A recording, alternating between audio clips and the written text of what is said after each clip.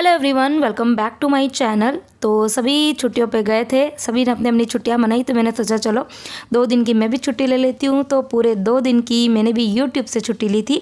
काम की कोई छुट्टी नहीं थी, काम तो मैंने किए ही थे घर के, लेकिन हाँ यूट्यूब से मैंने 2 दिन की छुट्टी ली थी, क्योंकि मेरे लिए तो यही मेरी जॉब है, यही मेरी। तो सिर्फ 2 दिन की छुट्टी मैंने ली और उसके बाद में अगेन मैं अब आई हूँ आप सबके सामने।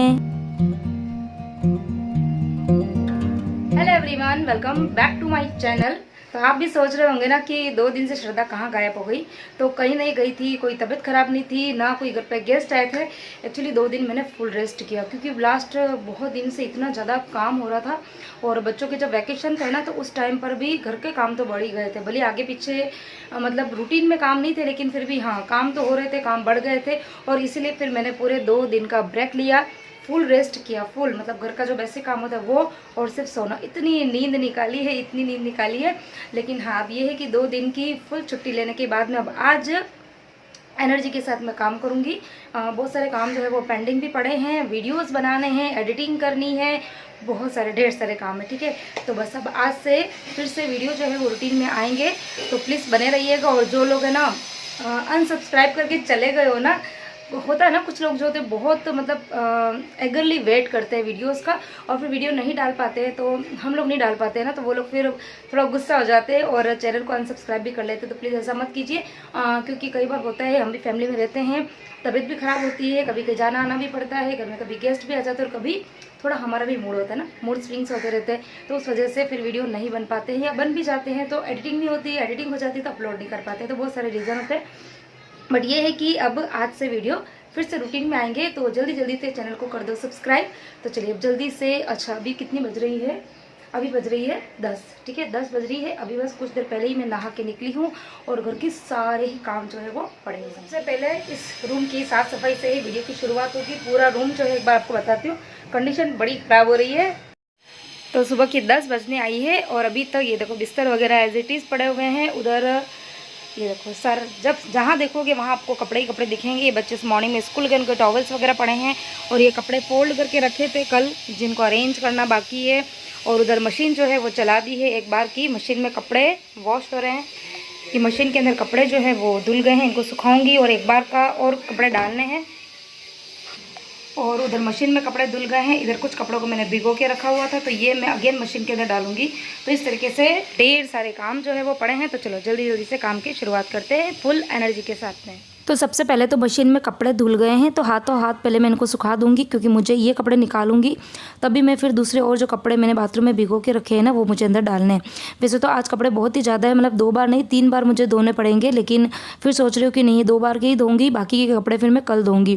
क्योंकि फिर बहुत ज़्यादा कपड़े हो जाते हैं ना, तो फिर सुखाने में भी बड़ी मुश्किल होती है, क्योंकि जगह बहुत कम है, और फिर इन कम जगह में इतने सारे कपड़े सुखाना बड़ा मुश्किल काम लगता है। तो बस अभी कपड़े जो है वो मैंने निकाल दिए हैं, दूसरे कपड़े अंदर डाल दूंगी, और उन धुले हुए कपड़ों को एक बार सुखाऊंगी, और बाकी के जो काम है फिर मैं उसके बाद करूंगी।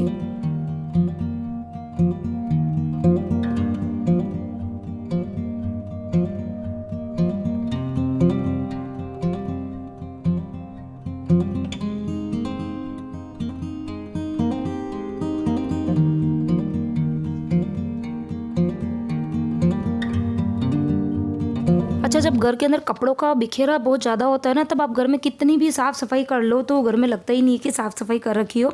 तो इसके लिए मैंने सोचा कि सबसे पहले मैं कपड़ों का ही काम जो है वो निपटाऊंगी। जैसे कि कपड़े सुखाना है, और जो कपड़े फोल्ड किए हुए कल के उनको अरेंज करना है, और मतलब मशीन के अंदर कपड़े जो धोने के डालने हैं वो सब डाल दूँगी।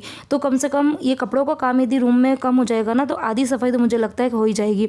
तो सबसे पहले जो कल के फोल्ड करे हुए कपड़े थे उसको मैंने एक बार साइड में रख दिए, और उसके बाद में सबसे पहले मैं कपड़े सुखा दूँगी। अच्छा, हमेशा मैं आपको बोलती हूँ ना कि कपड़े सुखाने का काम मुझे मतलब बहुत ही मतलब बड़ा काम लगता है, थोड़ा सा मतलब मुझे आलस भी आता है। तो उसका एक रीज़न है ना ये भी है, क्योंकि जगह एक तो कम है, और इस छोटी सी विंडो के अंदर ही मुझे कपड़े सुखाने होते हैं, और इस विंडो के अंदर भी आधी जो विंडो है उसी के अंदर धूप आती है, आधी विंडो में धूप आती नहीं है। तो फिर मुझे ना काफ़ी सोच समझ के कपड़े सुखाने होते हैं। जो मोटे मोटे कपड़े होते हैं ना, जैसे कि जीन्स वगैरह है, या फिर जो विहान के ट्रैक पैंट वगैरह है, तो उनको फिर मुझे उस साइड में सुखाना होता है जहाँ पर धूप आती है।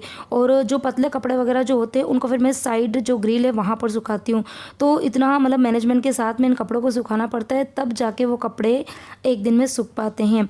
वैसे तो खैर आजकल मौसम जो है वो मतलब ठंडा भी है, लेकिन साथ में धूप भी है, है, लेकिन फिर भी ऐसा है कि धूप में ना पूरी विंडो तक अच्छे से तीखी धूप अंदर तक नहीं आती है। धूप की थोड़ी बहुत झलक तो पड़ती है, लेकिन जो एकदम डायरेक्ट धूप आनी चाहिए ना उतनी धूप नहीं आती है। तो इसके लिए जो मोटे कपड़े हैं ना वो नहीं सूख पाते हैं। तो इसीलिए मुझे फिर ये कपड़े सुखाने का काम जो है वो थोड़ा बड़ा लगता है। और कपड़े सुखाते सुखाते जीन्स आपकी जीन्स में से है ना कॉइन निकले थे। तो कल क्या हुआ ना कि कपड़े वैसे तो जब भी मैं डालती हूँ मशीन में तो फिर सारी ही पॉकेट्स वगैरह चेक करती हूँ, लेकिन कल शायद उन्होंने डाले थे तो फिर उन्होंने पॉकेट चेक नहीं करी थी, तो उसमें से कॉइन निकले। और बस अभी कपड़े मैंने एक बार के तो सुखा दिए हैं, और जो कपड़े कल के फ़ोल्ड करे हुए हैं ना उनको मैं अरेंज करूँगी। तो ये कपड़े ना मम्मी जी ने कल फ़ोल्ड करे थे, और कपड़े तो उन्होंने फ़ोल्ड किए, लेकिन उनको ये नहीं पता है ना कि कौन से कपड़े किसके हैं, तो उन्होंने सारे ही कपड़े मिक्स करके रख दिए थे। तो अब उन सारे कपड़ों को भी मुझे अलग करना है, तो उसमें भी बहुत टाइम लग गया था, क्योंकि छोटे छोटे से कपड़े हैं। और उस छोटे क्या मतलब किचन के कपड़े भी थे, और इसके अलावा बच्चों के हैंकीज़ वगैरह थे, जेंट्स साहब के हैंकी थे। तो ये छोटे छोटे सारे कपड़े ना मिक्स हो गए थे, तो उनको फिर मुझे ना सेग्रीगेट करने में काफ़ी टाइम लग गया था।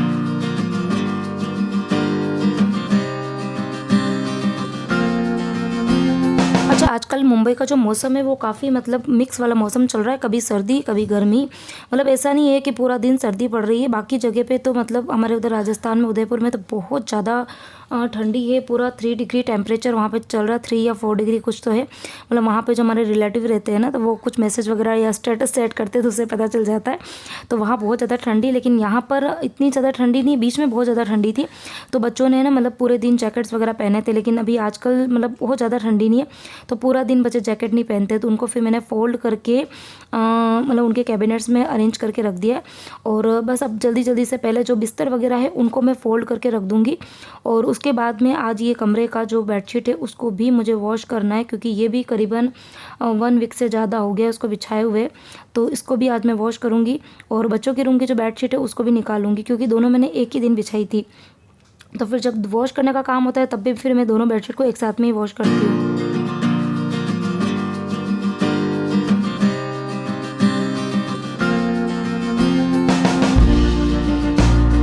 और घर में डस्ट का तो पूछो ही मत, जहाँ देखो वहाँ पर, जहाँ हाथ लगाओगे वहाँ पर मिट्टी दिखी जाती है, क्योंकि आजकल मौसम एकदम से ड्राई मौसम है ना, हवा काफ़ी ज़्यादा चलती है, और उस हवा के कारण बहुत ज़्यादा मिट्टी जो है वो घर के अंदर, और स्पेशली जो फर्नीचर्स वगैरह बने होते हैं ना वहाँ तो इतनी ज़्यादा मिट्टी जम जाती है। पूरे ही फैन के ऊपर जो उनकी किनारी वगैरह होती है ना, वहाँ तो डस्ट के ना लच्छे टाइप के बन जाते हैं। यदि आप 5 से 6 दिन तक अगर आप उनको साफ़ नहीं करोगे ना, तो आपको छठे 7वें दिन तो अच्छी खासी डस्ट फ़ैन पे दिख जाती है।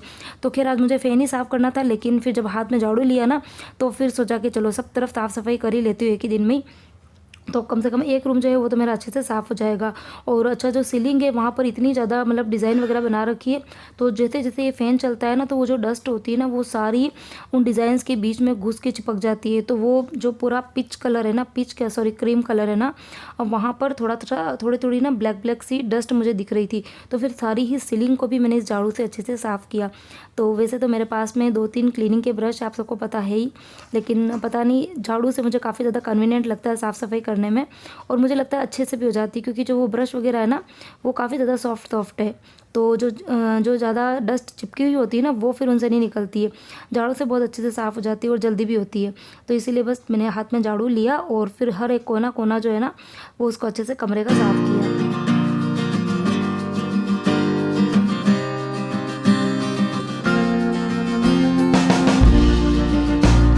अच्छा, काम करते करते आपसे कुछ बातें हो जाए, आपके कुछ कमेंट्स का मैं आंसर दे देती हूँ। तो अभी कुछ टाइम पहले मैंने अपना होम टूर आपके साथ में शेयर किया था, और जिसको आप सबने बहुत पसंद किया। बहुत अच्छे अच्छे कमेंट्स जो है उसके ऊपर आते रहते हैं, रोज़ ही आते हैं, और कुछ अलग से कमेंट भी आते हैं, तो उनका मैं खैर आंसर दे देती हूँ। तो एक कमेंट जो है वो तो कॉमन आता ही है कि इस घर को बनाने में आपकी कितनी कॉस्ट आई थी। तो कॉस्ट की अगर बात करें तो आज से हमने 6 साल पहले ये घर बनवाया था, तो उस टाइम पर हमको करीबन 6 से 7 लाख रुपये इस घर को बनाने में लगे थे। और थोड़ी सी रेट जो है वो हमको कम पड़ी थी, क्योंकि आप सबको पता है कि जैन साहब का जो बिज़नेस है वो इंटीरियर से रिलेटेड ही है, फर्निशिंग का ही है। तो इनके जितने भी मतलब जो मिलने वाले हैं वहीं से हमने काम करवाया था, तो थोड़ी सी हमको एक्स्ट्रा डिस्काउंट मिल गया था। तो इसकी वजह से थोड़ी अच्छा जो आर्किटेक्ट था वो भी इनके पहचान का ही था, इनके मतलब शॉप पे ही वो काम वगैरह करवाते रहते हैं, तो सब पहचान वाले थे, तो इसके लिए थोड़ी सी रेट कम पड़ गई थी। और अगर आज के टाइम की बात करें तो आजकल तो हर चीज़ की रेटें बढ़ गई है, तो इस टाइम पे यदि आप काम करवाने जाएंगे तो रेट आपको काफ़ी ज़्यादा मिलेगी। ठीक है, तो एक तो ये क्वेश्चन का मैंने आंसर दे दिया। और दूसरा क्वेश्चन जो था वो ये था, क्वेश्चन तो नहीं था, उन्होंने कमेंट ये करा था कि आप मतलब घर जो है आपका काफ़ी ज़्यादा बड़ा है और आपने हमको एरिया कम बताया। मैंने अपने घर का एरिया आपको 650 स्क्वायर फीट बताया है, तो वो बोल रहे थे कि आपका घर काफ़ी ज़्यादा बड़ा है, आप झूठ बोल रहे हो। तो मैं क्यों झूठ बोलूँगी, मेरे को तो और अच्छा लगेगा ना कि मैं अपने छोटे घर को और ज़्यादा बड़ा बताऊँ, शो ऑफ करूँ, लेकिन मैं क्यों शो ऑफ करूँ। मेरे घर का जो एरिया है मैंने आपको वो ही बताया है। अच्छा, जब मैंने वीडियो बनाया था तो मैंने फिर 3D व्यू लिया था, और 3D व्यू लेने से रूम जो है वो थोड़े से बड़े बड़े दिखते हैं, तो हो सकता है उसकी वजह से आपको घर जो है वो बड़ा दिख रहा हो, अदरवाइज़ और कोई इश्यू नहीं है। झूठ क्यों बोलेंगे, हमारा काम रोज़ वीडियो बनाना है, दिखाना है आप सबको। झूठ बोलेंगे तो फिर कितने दिन टिके रहेंगे, तो झूठ मैं नहीं बोलती हूँ। जो था वही मैंने आपके साथ शेयर किया, सिर्फ थोड़ा सा कैमरा और एंगल उस पर डिपेंड करता है, तो उसकी वजह से आपको थोड़ा सा हो सकता है कि रूम जो है वो बड़े दिखे हो। ठीक है, तो ये 2 क्वेश्चन थे, उनके मैंने आपको आंसर दे दिए हैं। और इधर देखो साफ़ सफाई जो है वो मेरी ज़ोर शोर पे चल रही है। स्विच बोर्ड जो है वो भी काफ़ी ज़्यादा गंदे हो गए थे, क्योंकि आजकल ये वाला जो रूम है ना मेरा वाला, काफ़ी ज़्यादा यूज़ में आता है, क्योंकि आजकल बच्चों वाले रूम में मम्मी जी बाबूजी सोते हैं, वही उधर बैठते वगैरह है, तो बच्चों की पढ़ाई, बच्चों का सोना और ये सब इसी रूम में होता है, तो इसीलिए बच्चे इस रूम में ज़्यादा टाइम स्पेंड करते हैं, तो ये रूम काफ़ी ज़्यादा गंदा होता है, और इसीलिए इस रूम की मुझे सफाई जो है वो वीक में आजकल 2 बार करनी पड़ती है।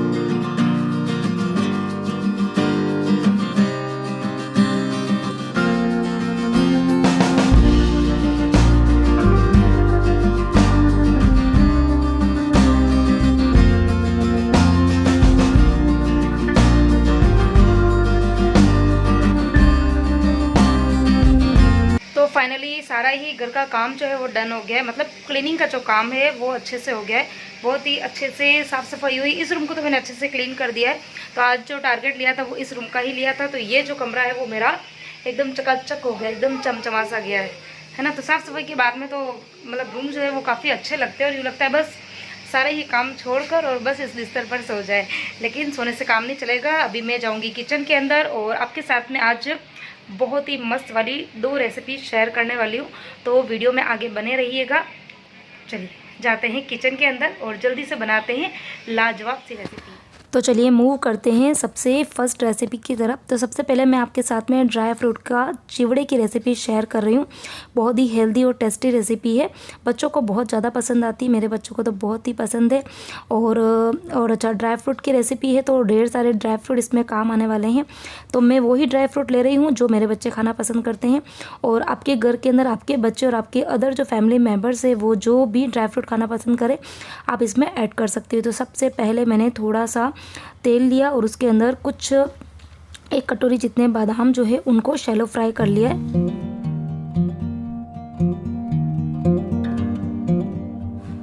और अब सेम कढ़ाई के अंदर ही थोड़े से आधी कटोरी जितने मैंने काजू भी शैलो फ्राई किए हैं। अच्छा, सारे ही ड्राई फ्रूट मैं अलग अलग ही फ्राई कर रही हूँ, क्योंकि सब जो है सबका जो टाइमिंग रहता है वो अलग अलग रहता है। यदि सबको एक साथ में मैं फ्राई करूँगी तो कुछ ज़्यादा ब्राउन हो जाएंगे और कुछ अच्छे से ब्राउन नहीं हो पाएंगे। तो काजू को भी शैलो फ्राई किया। उसके बाद में मैंने कुछ जो ड्राई कोकोनट्स है उनकी लंबी लंबी स्लाइस कर दी थी, लंबी और पतली, उनको भी अच्छे से गोल्डन ब्राउन होने तक फ्राई करेंगे। और इस तरीके की जो कोकोनट स्लाइसेस होती है वो इस चिवड़े में काफ़ी ज़्यादा टेस्टी भी लगती है, और इसी बहाने ये सब चीज़ें जो है वो बच्चे खा भी लेते हैं। अदरवाइज़ यदि हम बच्चों को ये चीज़ें खाने को देते हैं ना तो बच्चे खाते ही नहीं है। तो ये जो चिवड़ा है इसीलिए मुझे अच्छा लगता है, क्योंकि ढेर सारे ड्राई फ्रूट्स इसके अंदर डाल सकते हैं और बच्चे बहुत ही मन से चाव से खाते भी हैं। और अब मैंने मुट्ठी भर जितने जो करी पत्ता हैं उनको भी फ्राई किया है, और इस तरीके से जाली में रख के फ्राई कर रही हूँ ताकि वो जले नहीं, उनका जो कलर है वो बना रहे अच्छे से। जो ग्रीन ग्रीन कलर होता है ना वो इन चिवड़े में काफ़ी ज़्यादा अच्छा लगता है। तो बस सारे ही ड्राई फ्रूट जो है वो मैंने फ्राई कर लिए, काफ़ी अच्छा लग रहा है कलर दिखने में। और अब सेम कढ़ाई में और सेम जितना तेल उसमें बचा हुआ था उसी तेल के अंदर मैंने 3 से 4 जो बिल्कुल तीखी मिर्ची होती है ना, हरी मिर्ची, उसको अच्छे से फ्राई कर दी। और उसके बाद में उसमें डाला है थोड़ा सा हल्दी का पाउडर, और फिर मैंने थोड़े से जो मुरमुरे हैं उनको साफ़ कर दिए थे पहले ही छान कर, और छानना ज़रूर, क्योंकि उसके अंदर है ना बारीक बारीक पाउडर रहता है और उससे फिर इस चिवड़े का टेस्ट अच्छा नहीं आता है। तो उसको आप अच्छे से पहले छान ले ताकि उसमें कोई भी कचरा हो, कोई भी छोटे मोटे कीड़े वगैरह होते हैं या फिर जो पाउडर होता है वो भी सारा निकल जाए।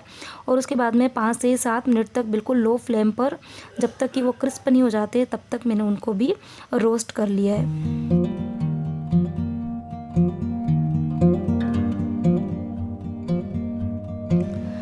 अच्छा, मेरे पास में ये मकई के पोहे पड़े थे तो मैंने सोचा कि चलिए मिक्स चिवड़ा बना रहे हैं तो इसको भी फ्राई करके उसमें डाल देते हैं। और यदि आपके पास में ये मक्की वाला चिवड़ा नहीं है तो आप नॉर्मल जो पोहे होते हैं, चावल वाले पोहे जो होते हैं ना, उसको भी आप इस तरीके से डीप फ्राई करके भी डाल सकते हैं। या फिर आप बिल्कुल जो थोड़ा सा ऑयल रख के शैलो फ्राई करते हैं ना, शैलो फ्राई के उसको मतलब खाली कढ़ाई के अंदर थोड़ा सा तेल रख के और उसको 5 से 10 मिनट तक बिल्कुल लो फ्लेम पर आप उसको रोस्ट करेंगे ना, तो वो वाला चिवड़ा भी बनता है जिसको हम डाइट चिवड़ा बोलते हैं। ये वाला डाइट चिवड़ा नहीं है, ये तो एकदम आप समझ लीजिए अच्छा खासा हेल्दी, और एक कटोरी भर भी चिवड़ा खाते हैं ना तो पेट भर जाता है। तो इसके लिए मैंने बोला ना कि बच्चों के लिए काफ़ी ज़्यादा हेल्दी है। तो उसके बाद में बस जो चिवड़ा था उसको भी मैंने फ्राई करके डाल दिया। उसके बाद में 1 कटोरी जो बिल्कुल बारीक वाली सेव होती है वो मैंने डाली, थोड़ा सा अमचूर का पाउडर डाला और थोड़ा सा काली मिर्ची का पाउडर डाला और थोड़ा सा चाट मसाला डाला। तो ये 3 चीज़ डालने के बाद में अब इसको अच्छा सा कलर भी देना है और टेस्ट देना है। तो एक तड़का डालूंगी इसके ऊपर। तो एक छोटी सी कढ़ाई के अंदर मैंने थोड़ा सा लिया है ऑयल, और जब ऑयल थोड़ा सा गर्म हो जाएगा तो उसके अंदर मैंने डाला है हल्दी का पाउडर, और फिर लास्ट में थोड़ा सा लाल मिर्ची का पाउडर डालेंगे। और लाल मिर्ची का पाउडर जो है वो डालते में ही तुरंत हम जो हमने फ्राई किए हैं ममरे वगैरह तो उसके ऊपर इसको डाल देंगे। और बस ये ध्यान रखना है कि लाल मिर्ची जो है वो बहुत ज़्यादा डार्क नहीं होनी चाहिए, ब्राउन, नहीं तो फिर चिवड़े का टेस्ट अच्छा नहीं आएगा। तो बस जब आप गैस बिल्कुल बंद करने वाले हैं तो उस टाइम पर ही आप लाल मिर्ची को डालिए और बस डालते में ही थोड़ा सा हिलाइए और उसके बाद में इसके अंदर डाल दीजिए और फिर सारे ही मसाले को मुरमुरे के साथ में, चिवड़े के साथ में मिक्स कर देंगे।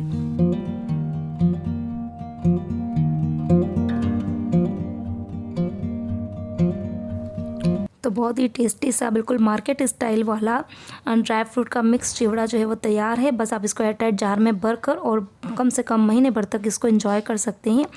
अब मूव कर रही हूँ मैं नेक्स्ट रेसिपी की तरफ। तो उसके लिए मैंने 300 ग्राम जितना मेथी पत्ते ले लिए हैं, जिसको मैंने एक दिन पहले ही साफ़ करके रखा हुआ था। और अब इसको कम से कम 2 से 3 पानी से अच्छे से वॉश कर दूँगी ताकि इसकी जितनी भी डस्ट वगैरह है वो सारी साफ़ हो जाए। और उसके बाद में फिर जो मेथी है उसको बिल्कुल बारीक बारीक सा चॉप कर देंगे। तो मैं इस तरीके से चॉप कर रही हूँ क्योंकि इस तरीके से मेथी जो है वो बहुत ही बारीक बारीक सी कट हो जाती है। हाथ में लेके करते हैं ना तो फिर वो अच्छे से कट नहीं होती, इस तरीके से कट करते हैं तो मेथी जो है वो अच्छे से बारीक बारीक कट हो जाती है। और मैं जो रेसिपी बना रही हूँ उसके लिए मुझे मेथी जितनी ज़्यादा मैं बारीक कट करूँगी तो अच्छा है। अब उसके बाद में मैंने एक बड़े से बर्तन में यानी कि परात के अंदर ले लिया है आटा और उसमें डाला है बेसन। तो जितना बेसन ले रहे हैं उसका 4 गुना आटा लेना है। अच्छा, मैंने आटे और बेसन 2 ही चीज़ें ली है। आप चाहें तो इसके अंदर दूसरे भी आटे डाल सकते हैं, जैसे कि ज्वार का आटा, बाजरे का आटा, मकई का आटा, चावल का आटा, जो आपके पास में अवेलेबल है वो डाल सकते हैं। उसके बाद में मैंने डाले हैं थोड़े से मसाले। तो लाल मिर्ची का पाउडर डाला है, हल्दी का पाउडर डाला है, थोड़ा सा काली मिर्च का पाउडर, नमक, थोड़ा सा जीरा और अजवाइन को हाथ से इस तरीके से क्रश करके डाल देंगे। तो उसके बाद में सभी जो सूखे मसाले हैं उसको आटे के साथ में मिक्स कर देंगे। तो मैं बना रही हूँ मेथी की पूरियाँ, और मेथी की पूरियाँ जो है वो 2 तरीके की बन रही है। एक तो आप इंस्टेंटली सेम डे यूज़ कर सकते हैं और दूसरी वाली जो बनेगी उसको आप 2 से 4 दिन तक स्टोर करके रख सकते हैं। आप ट्रैवलिंग में जा रहे हैं तो भी एकदम बेस्ट रेसिपी है, काफ़ी अच्छी लगती है, चाय के साथ में तो बहुत अच्छी लगती है। तो बस उसके बाद में जितनी मेथी है वो सारी मैंने इसके अंदर मिक्स कर दी है। तो ज़्यादा से ज़्यादा आप मेथी डालेंगे तो ये पूरियाँ काफ़ी ज़्यादा अच्छी भी बनती है, टेस्ट में अच्छी लगती है। और उसके बाद में बस थोड़ा थोड़ा सा आटा जो है वो लगाते, मतलब पानी जो है वो डालते जाएंगे और आटा लगाएंगे थोड़ा सा टाइट, क्योंकि मैं जो पूरी बना रही हूँ वो बना रही हूँ स्टोर करने के लिए करीबन 2 दिन तक। तो सॉफ्ट वाला टाइट आटा लगा रही हूँ। और यदि आपको सेम डे खानी है तो आप आटे को थोड़ा सा सॉफ्ट रखिए, जैसे कि आप पूरी बनाने के लिए रखते हैं ना, बिल्कुल उसी तरीके का।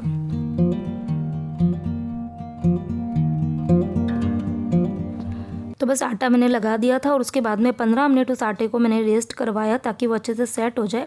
और उसके बाद में बिल्कुल छोटे छोटे से मैंने बॉल्स बना दिए क्योंकि मुझे आगे पूड़ियाँ बनानी है।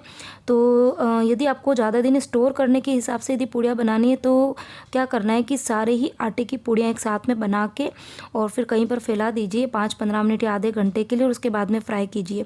तो इस तरीके से बनाते हैं तो फिर पूड़ियाँ 5 से 6 दिन तक ख़राब नहीं होगी। और यदि आपको सेम डे खाना है तो फिर उसके लिए आप इंस्टेंटली मतलब बनाते जाइए और उसको फ्राई करते जाइए। तो पहले तो मुझे स्टोर करने के हिसाब से बनानी थी, फिर बाद में मम्मी जी ने बोला कि नहीं आज ही खा लेंगे इन पूड़ियों को। तो फिर मैंने फिर आटे को थोड़ा सा मतलब सॉफ्ट कर दिया था और अब बस अभी इधर मैं थोड़ी सी मतलब 5-6 पूड़ियाँ जो एक बार बनाती जाऊँगी और फ्राई करती जाऊँगी।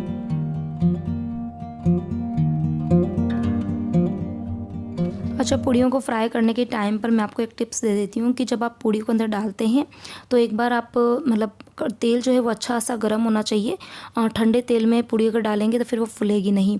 और जैसे ही आप पूड़ी अंदर डाल देते हैं तो उसके बाद में फिर गैस की जो लो है उसको मीडियम कर दे। तो मीडियम लो पर आप मीडियम फ्लेम पर यदि आप पूड़ी को फ्राई करते हैं तो पूड़ियाँ जो है वो सारी की सारी इस तरीके से फुली फुली बनेगी। नहीं तो फिर पूड़ी जो है वो फट जाएगी क्योंकि उसके ऊपर अंदर हमने मेथी डाली है ना, तो उसकी वजह से फिर पूड़ियाँ जो है वो बहुत ही जल्दी फुट जाती है, वो फुली फुली नहीं बनेगी। तो यदि पूड़ियाँ आपको फुली फुली बनानी है तो इन छोटी मोटी टिप्स का आप ध्यान रखेंगे तो फिर सारी आपकी पूड़ियाँ अच्छी बनेगी। तो बिल्कुल क्रिस्पी क्रिस्पी पूड़ियाँ जो है मैंने फ्राई करी है क्योंकि इसी तरीके की खाना पसंद करते हैं सभी लोग। तो काफ़ी अच्छी रेसिपी, एक बार ट्राई ज़रूर करना, बच्चों के टिफ़िन में दे सकते हैं। और इसके अलावा आप कहीं ट्रैवलिंग में जा रहे हैं तो भी इसका यूज़ कर सकते हैं। घर पे एज अ स्नैक्स, घर पे कोई गेस्ट आए हैं तब भी आप उनको सर्व कर सकते हैं।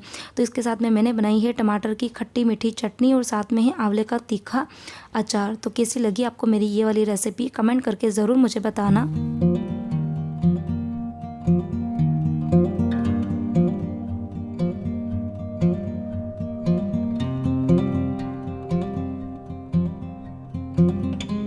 तो 2 दिन की छुट्टी के बाद में जब आप अगेन काम पे लगते हो, ट्रैक पे आते हो, तो आपको काम में बहुत ज़्यादा टाइम लग जाता है। सीरियसली मतलब आज जब मैं काम कर रही थी ना तो मुझे ऐसा लगा कि क्यों मैंने 2 दिन की छुट्टी ली, इतना काम बढ़ गया था, मतलब बाहर का भी और किचन का भी।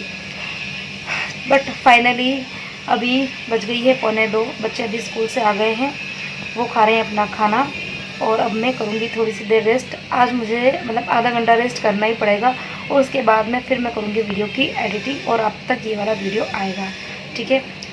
तो बस इसी के साथ में ही आज का वीडियो मैं यहीं एंड करती हूँ। थोड़ा सा वीडियो बड़ा हो गया था क्योंकि रेसिपी भी थी 2 और प्लस क्लीनिंग, तो जब ये सब चीज़ें मिल जाती है तो फिर वीडियो थोड़ा सा बड़ा हो जाता है। तो बस इसी के साथ में ही आज का वीडियो मैं यहीं पे एंड करती हूँ। रेसिपी ट्राई ज़रूर करना और पसंद आया ना तो प्लीज़ मुझे ना कमेंट बॉक्स में ज़रूर बताना।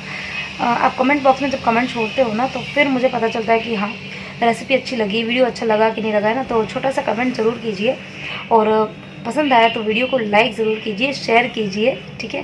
तो चलिए वीडियो को यही एंड करते हैं, मिलते हैं एक और नए इंटरेस्टिंग वीडियो के साथ में। Till then bye bye, take care and thanks for watching my channel.